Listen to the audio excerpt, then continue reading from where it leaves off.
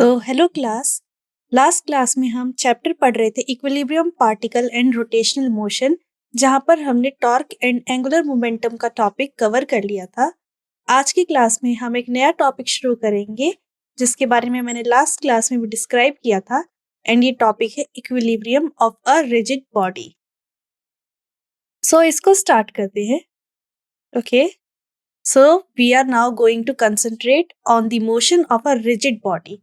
अभी तक हम क्या कर रहे थे, जैसे कि मैंने एक्सप्लेन किया था कि बहुत सारे पार्टिकल्स का कलेक्शन को एक सिस्टम बोल दे रहे थे, एंड उस कलेक्शन का हमने सेंटर ऑफ मास का acceleration, velocity, force, total momentum, बहुत सारी चीजें हमने कैलकुलेट करी थी। अब हम क्या करेंगे, हम एक रिजिड बॉडी को कंसीडर करेंगे, जैसे कि कोई मेटल की बनी पाइप जिसमें पार्टिकल्स क्या होते हैं, बहुत टाइटली बाउंडेड होते हैं, बहुत क्लोजली पैक्ड होते हैं, कि अगर इस पे कोई फोर्स भी हम अप्लाई करें तो ये डिफॉर्म नहीं होगा, अपनी शेप को चेंज नहीं करेगा। तो अब हम रिजिड बॉडी की केसेस पे आ जाते हैं। We shall recapitulate what effect the external force have on rigid body. हम इसे पढ़ने की कोशिश करेंगे कि रिजिड बॉडी पे एक्सटर्नल फोर्सेस के क्या क्या इफेक्ट होते हैं। The forces change the translation state of motion of a rigid body, that is the change its total linear momentum accordance। Force क्या करेगी, जो इसकी ट्रांसलेशन स्टेट है, अगर रुका हुआ है तो मोशन में ले आएगी, मोशन होगा तो रोकने में हेल्प करेगी, वो इसकी ट्रांसलेशन स्टेट को चेंज कर देगी। ट्रांसलेशन स्टेट को चेंज करने का मतलब इसके टोटल लीनियर मोमेंटम को कैसे चेंज कर देगी, ये सब हम इस टॉपिक में equilibrium of a rigid body में पढ़ेंगे। अब हम आगे चलते हैं। But this is not only the effect the force है। फोर्स का खाली रिजिड बॉडी पे खाली ये इफेक्ट नहीं होता है कि वो उसके स्टेट ऑफ मोशन को चेंज करे। The total torque on the body may not vanish. हो सकता है कि जो टोटल टॉर्क लग रहा हो किसी बॉडी पे वो वैनिश ना हुआ हो। Such a torque change the rotational state of the motion. Assume करो ये सिलेंडर है, ये इसका डिस्टेंस r है, एंड हमने कोई फोर्स अप्लाई करी तो उसकी वजह से क्या हुआ, ये ऑब्जेक्ट रोटेट करना शुरू हो गया। तो फोर्स में भी ट्रांसलेशन ना करने दे, पर शायद ऑब्जेक्ट का रोटेशनल स्टेट को भी चेंज कर दे। रोटेशनल स्टेट को चेंज करने का मतलब कि उसका टोटल एंगुलर मोमेंटम भी चेंज होना शुरू हो जाए।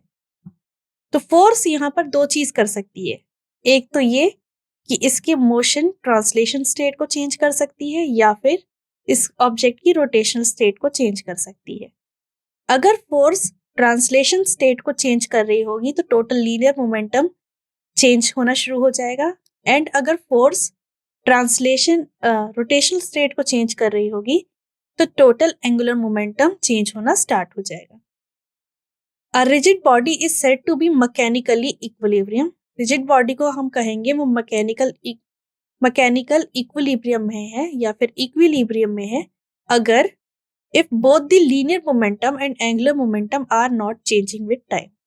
अगर linear momentum and angular momentum दोनों टाइम के साथ चेंज नहीं होता है तो हम कहेंगे कि जो रिजिड बॉडी है वो इक्विलिब्रियम में है। The body has neither linear acceleration nor angular acceleration. अगर हम ये स्टेटमेंट कह रहे हैं कि बॉडी का लीनियर मोमेंटम भी चेंज नहीं हो रहा है, एंगुलर मोमेंटम भी चेंज नहीं हो रहा है, इसका मतलब P भी कांस्टेंट है,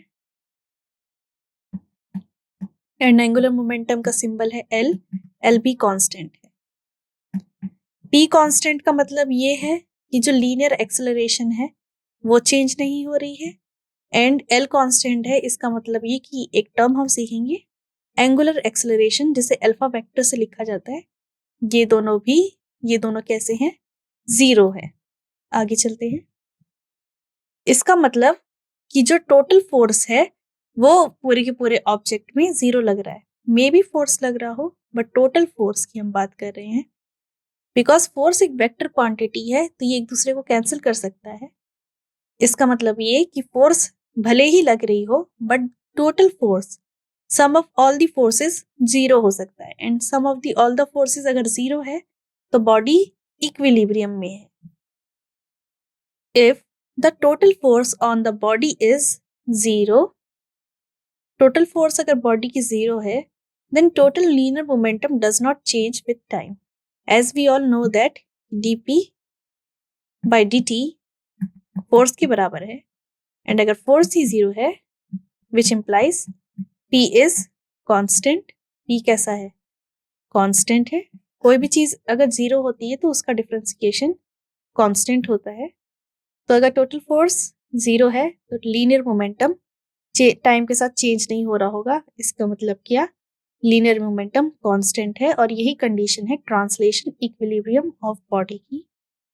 ये अभी हमने फर्स्ट कंडीशन पढ़ ली है, translation equilibrium of the body. अब नेक्स्ट कंडीशन है कि अगर टोटल टॉर्क बॉडी का 0 है, टॉर्क लग रहा है ऑब्जेक्ट पे बट टोटल टॉर्क जो है वो पूरी बॉडी का 0 है, इसका मतलब क्या कि जो टोटल एंगुलर मोमेंटम है which is TL by dt is equals to torque, total torque अगर 0 है, which implies L is constant। ये कंडीशन है रोटेशनल इक्विलिब्रियम की। तो total force and total torque अगर 0 है तो total angular momentum and total linear momentum constant होगा। इसका मतलब क्या? इसका मतलब ये कि बॉडी इक्विलिब्रियम में होगी। एंड कैसी बॉडी इक्विलिब्रियम में होगी? रिजिड बॉडी इक्विलिब्रियम में होगी। It gives the condition for the rotational equilibrium of the body. L equal to constant की बात हो रही है यहाँ पर। One may raise a question whether the total rotational equilibrium condition remain valid if the origin with respect to which the torque are taken is shifted. क्या rotational equilibrium condition valid रहेगी अगर हमारा जो ओरिजिनल टॉर्क था उसको अगर हमने थोड़ा सा चेंज कर दिया तो? One can show that if the translation equilibrium condition hold for rigid body, अगर ट्रांसलेशन इक्विलिब्रियम कंडीशन सेटिस्फाई कर रही है किसी रिजिड बॉडी के लिए, then such a shift of origin does not matter. तो ओरिजिन का शिफ्ट होना जो हम अपनी साइड से ही कंसीडर कर रहे थे वो मैटर नहीं करता। That is, the rotational equilibrium condition is independent of location of origin. बहुत इंपॉर्टेंट लाइन कही गई है कि अगर ट्रांसलेशन इक्विलिब्रियम कंडीशन होल्ड कर रही है तो ओरिजिन के शिफ्ट होने से रोटेशनल इक्विलिब्रियम पे कोई फर्क नहीं पड़ेगा। इसका मतलब ये कि जो रोटेशनल इक्विलिब्रियम है वो इंडिपेंडेंट है ओरिजिन से। इंडिपेंडेंट है किस चीज से? ओरिजिन से। बहुत इंपॉर्टेंट लाइन कही गई है यहाँ पर। अब हम आगे चलते हैं। It gives a proof of this result in a special case of couple. मैंने जैसे बताया था टॉर्क को कपल भी कहा जाता है। एंड कपल जनरली होता क्या है कि अगर दो same force equal and opposite direction में लग रहे हैं तो ये कोई ऑब्जेक्ट है, इस पे एक साइड हम फोर्स इस वे में लगा रहे हैं, एक साइड फोर्स हम इस वे में लगा रहे हैं, तो इक्वल एंड अपोजिट फोर्सेस जो लग रहे हैं उसको कपल कहते हैं।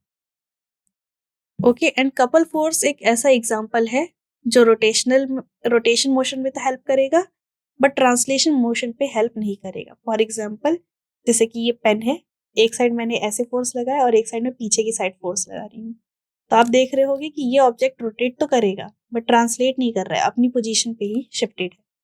तो मेरे ये दो फोर्सेस लगाना जो कि इक्वल है बट अपोजिट डायरेक्शन में है, इसको कपल कहते हैं। एंड जब भी किसी ऑब्जेक्ट पे कपल फोर्स लग रहा होता है, ट्रांसलेशन मोशन नहीं हो रहा होता है, रोटेशनल मोशन जनरली हो रहा होता है।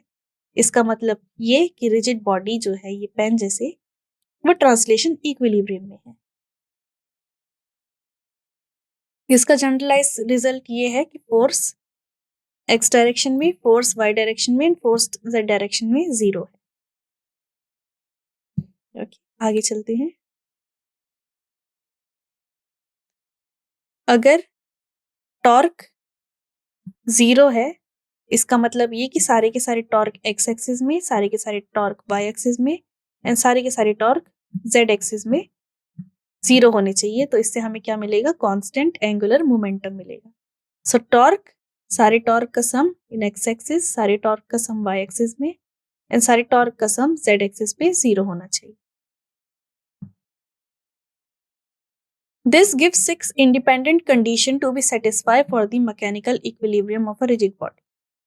तो अगर हमें रिजिड बॉडी को मैकेनिकल इक्विलिब्रियम या इक्विलिब्रियम में रखना है तो सारे एक्सिस की फोर्सेस जीरो होने चाहिए, सारे एक्सिस के टॉर्क जीरो होने चाहिए। तो हमें 6 इंडिपेंडेंट कंडीशंस मिल चुकी हैं जिसकी वजह से मैकेनिकल इक्विलिब्रियम होता है। In a number of problems all the forces acting on the body are coplanar. ज्यादातर प्रॉब्लम्स में हम देखेंगे कि जितने भी फोर्सेस एक्ट हो रहे हैं किसी बॉडी में वो कोप्लेनर है। कोप्लेनर का मतलब क्या कि सेम प्लेन पे लाई करते हैं। अगर ये बॉडी है तो इसी पे एक फोर्स लग रहा होगा, इस पे ही दूसरा फोर्स लग रहा होगा, कोई फोर्स अपोजिट या इससे परपेंडिकुलर एक्सिस पे नहीं लग रहा होगा, वरना इक्विलिब्रियम हमें नहीं मिलेगा। Then we need only 3 condition to be satisfy for mechanical equilibrium. Because plane सिर्फ 3 प्लेन हमारे पास एग्जिस्ट करते हैं,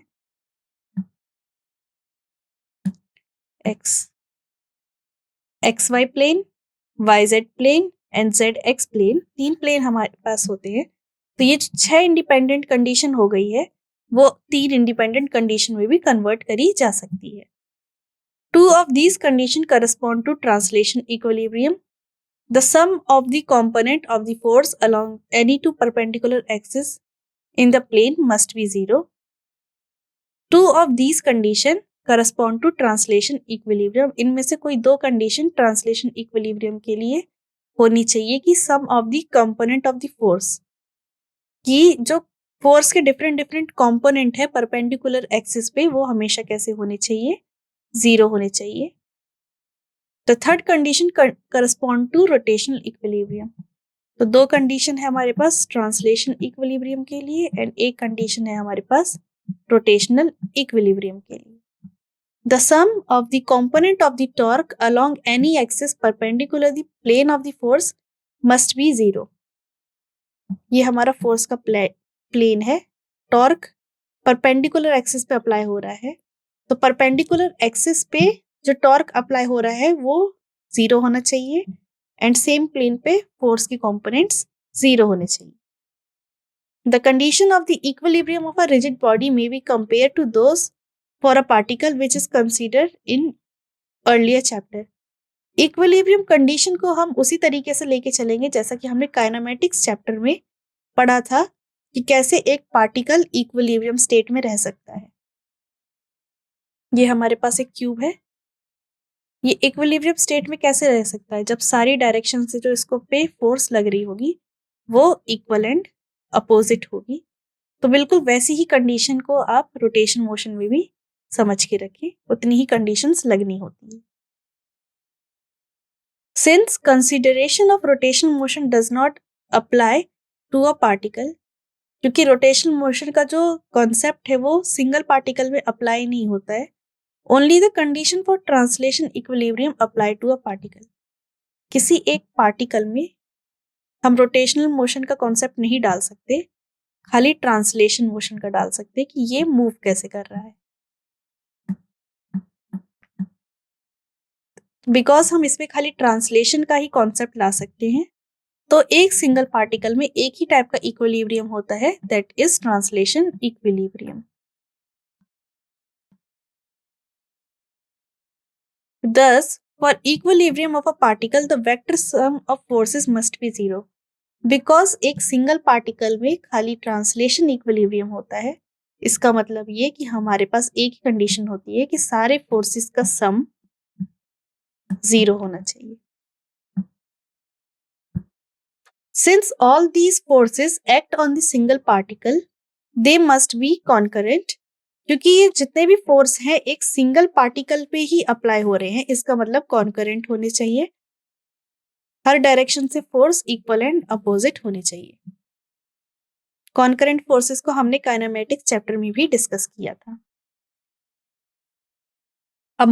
अ बॉडी में बी इन पार्शियल इक्विलिब्रियम, ठीक है। पार्शियल इक्विलिब्रियम का मतलब ये कि ट्रांसलेशन इक्विलिब्रियम में हो बट रोटेशनल इक्विलिब्रियम में ना हो, या फिर रोटेशनल इक्विलिब्रियम पे हो ट्रांसलेशन इक्विलिब्रियम में ना हो। तो इस चीज को समझने के लिए हम कुछ केसेस को कंसीडर करते हैं। सो यहाँ पर हम केस को समझते हैं। Consider a light that is negligible mass. एक लाइट रॉड ए बी को हम एज्यूम करते हैं, एक रॉड है हमारे पास A B. At the two ends A and B, two parallel forces both equal in magnitude are acting in the same direction are applied perpendicular to the rod। इस rod पे हम क्या कर रहे हैं, दो equal in magnitude but opposite in direction उसमें forces को लगा रहे हैं।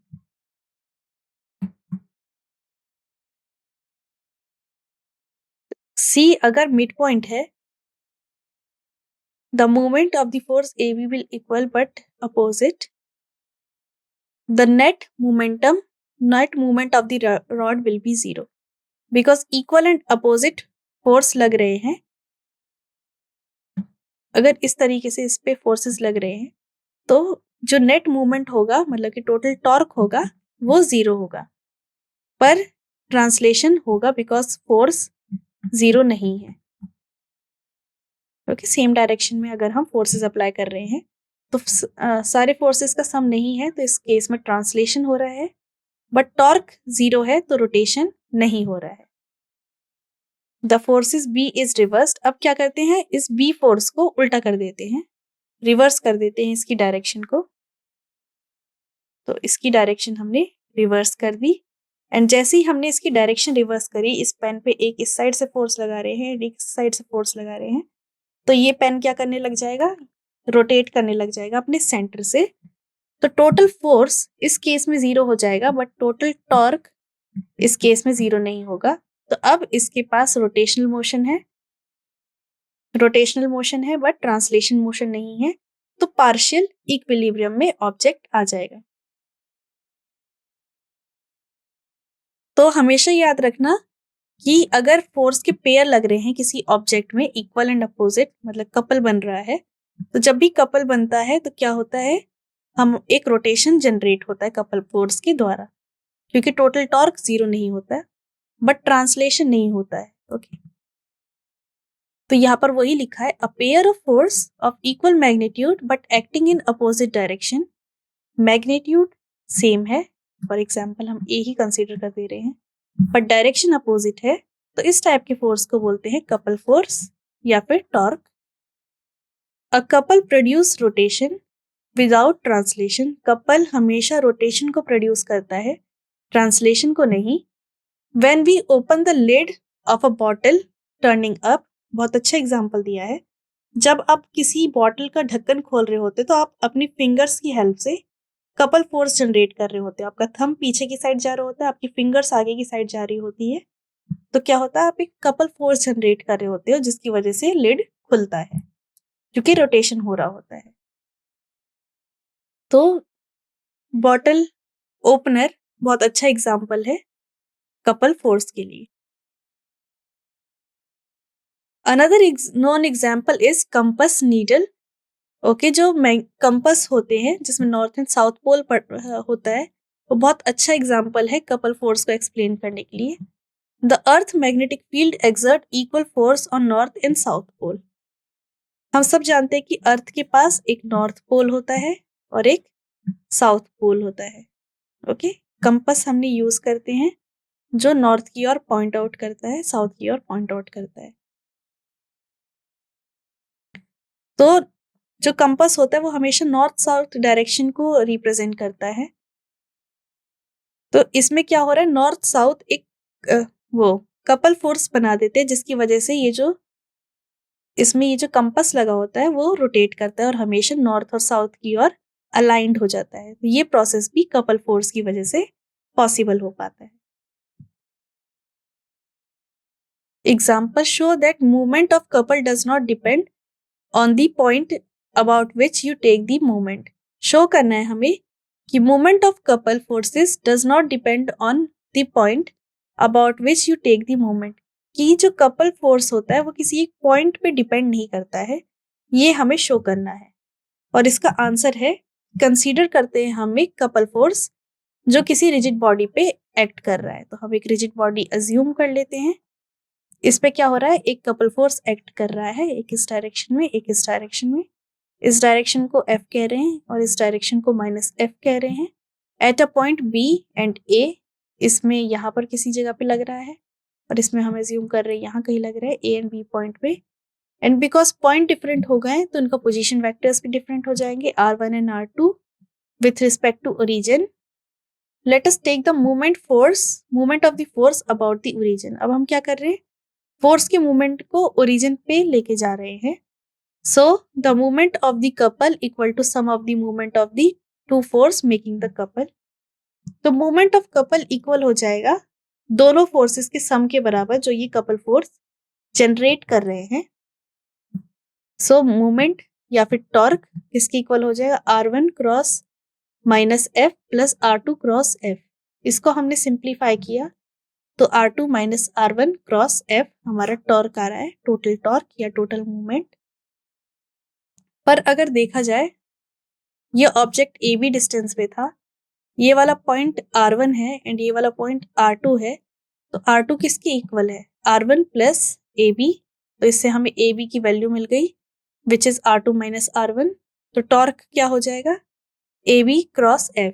तो इसका मतलब ये कि जो कपल फोर्स है वो ओरिजिन कहीं भी हो उस पर डिपेंड नहीं करता, क्योंकि उसको सिर्फ इस लेंथ से मतलब है।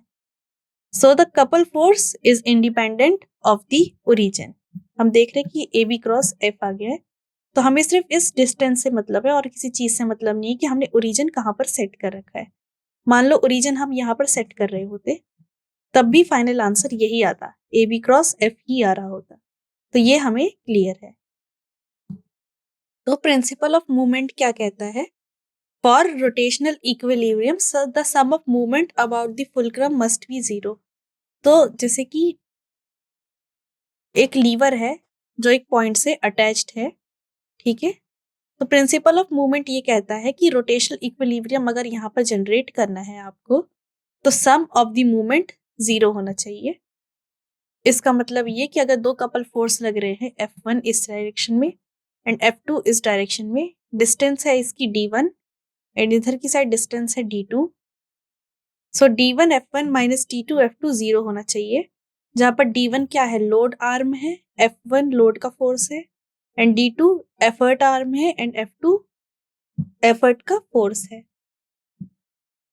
अब मैकेनिकल एडवांटेज, जिसे शॉर्ट में MA भी लिखते हैं, मैकेनिकल एडवांटेज क्या होता है, ये जो हमने इक्वेशन बनाई है D1 F1 minus D2 F2 equal to 0 होना चाहिए। इसको और सिंप्लीफाई करते हैं, D1 F1 फिर किसके इक्वल होना चाहिए, D2 F2 के।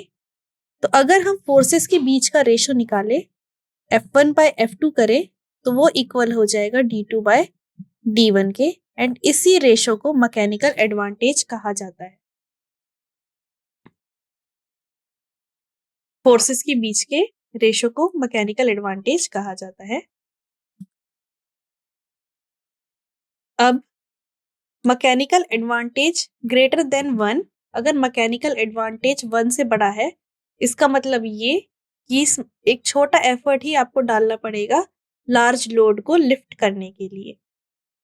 सो ये इक्वेशन बहुत ज़्यादा ही हेल्पफुल होती है। जितने भी मैकेनिकल वर्क किए जाते हैं किसी कंस्ट्रक्शन एरिया में, उधर ये इक्वेशन बहुत हेल्पफुल होती है कि अगर F1 बाई F2 1 से ज़्यादा है तो इसका मतलब आपको बहुत कम काम करना पड़ेगा, बहुत ज़्यादा ही वेट को लिफ्ट करने के लिए।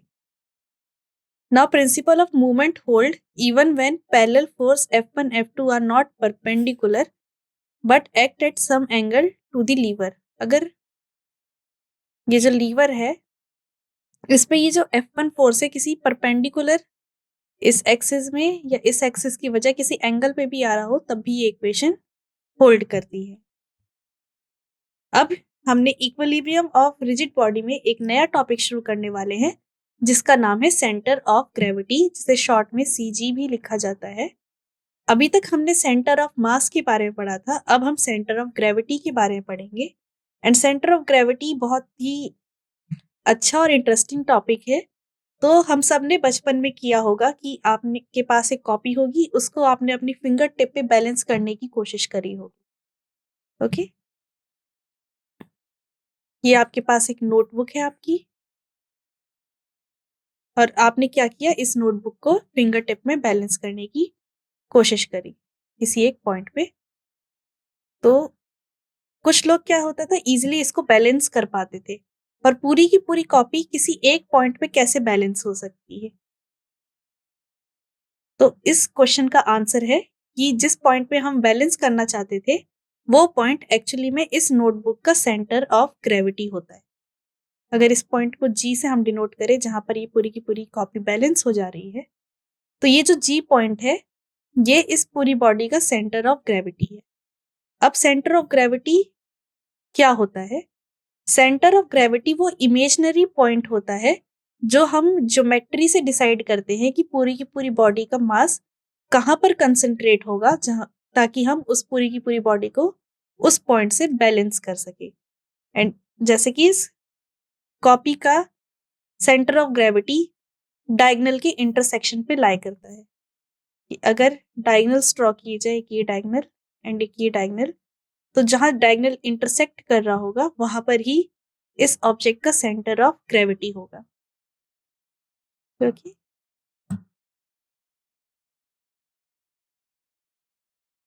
so center of gravity, the reaction of the tip is equal and opposite to mg।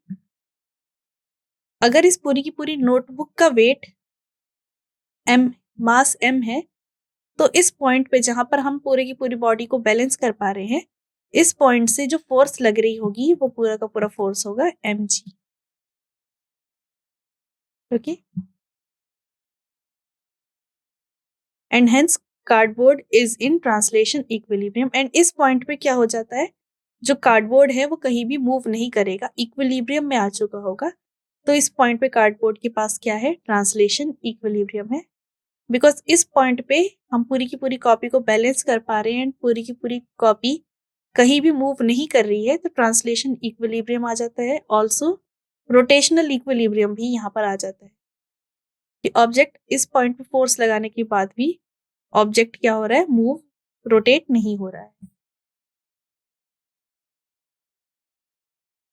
तो इस कॉपी पे बहुत सारी पॉइंट पे डिफरेंट डिफरेंट मास होंगे, सारे पॉइंट पे एक फोर्स लग रहा होगा m1 g1, पर पूरा का पूरा जो कार्डबोर्ड है सिर्फ इसी एक पॉइंट पे बैलेंस्ड है और इसी पॉइंट को सेंटर ऑफ ग्रेविटी कहा जाता है। If r is the position vector of the ith particle of an extended body which is respect to its center of gravity, cg मतलब center of gravity, then the torque about the center of gravity due to force of gravity, अगर कोई r distance पे origin से centre of gravity के बीच का distance है, तो total torque लग रहा होगा आर आई क्रॉस जो फोर्स लग रहा होगा m1g। The total gravitational torque about centre of gravity is 0। Total gravitational torque centre of gravity के अक्रॉस 0 होता है। सेंटर ऑफ ग्रेविटी वो पॉइंट होता है जहां पर रोटेशनल मोशन और ट्रांसलेशन मोशन, दोनों के दोनों मोशन इक्विलिब्रियम में होते हैं, तो टॉर्क क्या होगा, 0 होगा। We may therefore define center of gravity of a body is that point। तो center of gravity वो पॉइंट होता है जहां पर टोटल ग्रेविटेशनल टॉर्क किसी एक बॉडी का 0 होता है। ओके, तो सेंटर ऑफ ग्रेविटी वो पॉइंट है जहां पर टोटल ग्रेविटेशनल टॉर्क 0 होता है, जैसे कि इस कॉपी की केस में इसका जहां पर डायगोनल इंटरसेक्ट करते हैं वो पॉइंट है। सो आज की क्लास में हमने इक्विलिब्रियम टॉपिक को स्टार्ट किया and centre of gravity topic पे एंड किया। नेक्स्ट क्लास में हम सेंटर ऑफ ग्रेविटी टॉपिक को और स्टार्ट करेंगे। आई होप आपको आज की क्लास क्लियर होगी। सो आप नेक्स्ट क्लास में मिलते हैं। Thank you.